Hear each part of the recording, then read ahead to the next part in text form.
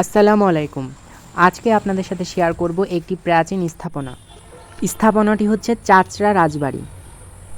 বর্তমানে রাজবাড়িটি প্রায় ধ্বংসস্তূপে পরিণত হয়েছে। যে কোনো সময় এটি পড়ে যেতে পারে। ১৬১০ সালে চাচরা রাজবংশ প্রতিষ্ঠিত হয়। এই বংশের প্রথম রাজা ছিলেন মাহতাব রাম। ১৬১৯ সালে রাজা মাহতাব রামের মৃত্যুর পর তার জ্যেষ্ঠ পুত্র কন্দর্প রাজবাড়ির রাজা হন। রাজা কন্দর্প রায় ১৬১৯ সাল থেকে ১৬৫৮ সাল পর্যন্ত তার রাজত্ব করেছিলেন। তারপর ধীরে ধীরে অনেকেই রাজা হয়েছেন।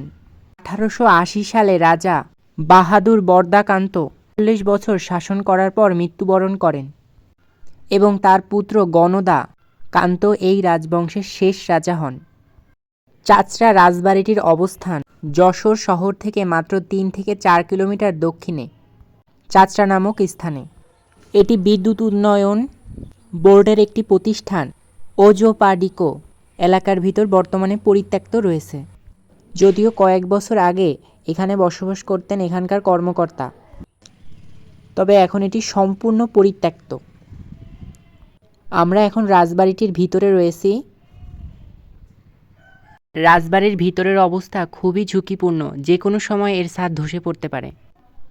এইদিকে নিচতলা থেকে উপরে ওঠার সিঁড়ি রয়েছে। সিঁড়িটি খুবই সরু। নিরাপত্তার কারণে সিঁড়িটি উপর থেকে গেঁথে দেওয়া হয়েছে। রাজবাড়িটির দোতলা ছাদ অনেক আগেই ধসে পড়েছে। রাজবাড়ির সামনে বেশ বড় সাইজের একটা পুকুর রয়েছে। উঠানে জঙ্গল দ্বারা আচ্ছাদিত হয়ে গেছে। এইবার রাজবাড়ির পিছন দিকটা একটু দেখা যাক। পিছনের অবস্থা খুবই খারাপ, যে কোনো সময় ধসে পড়তে পারে। কিছু কিছু অংশ খুলে পড়েও গেছে। পুরো রাজবাড়িটা জঙ্গল দ্বারা আচ্ছাদিত হয়ে গেছে।